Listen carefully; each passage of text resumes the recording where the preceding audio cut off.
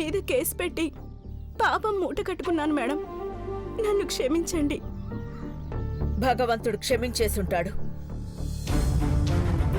అందుకే కొంతమంది బతికిపోయారు.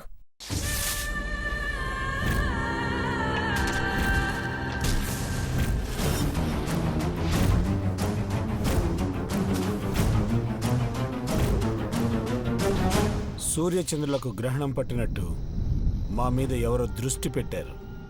2 రోజులు మూతపడ్డ కంపెనీలకు ప్రక్షాళన చేశాక ఈ కేసు వెనకాల ఉన్న వాళ్ళ నోళ్లు మూయిస్తాం.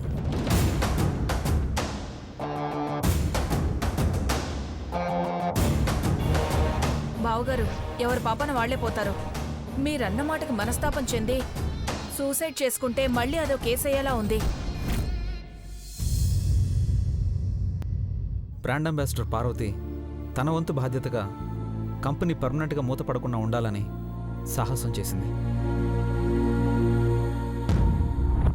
నన్ను బాబాయిని విడిపించింది పార్వతి అని సంతోషంగా చెప్పుకుంటాను. Thank you Parvati.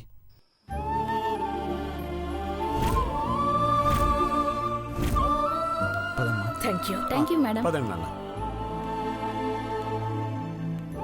Madam, దేవగారు case గెలవడంపై మీ అభిప్రాయం ఏంటి?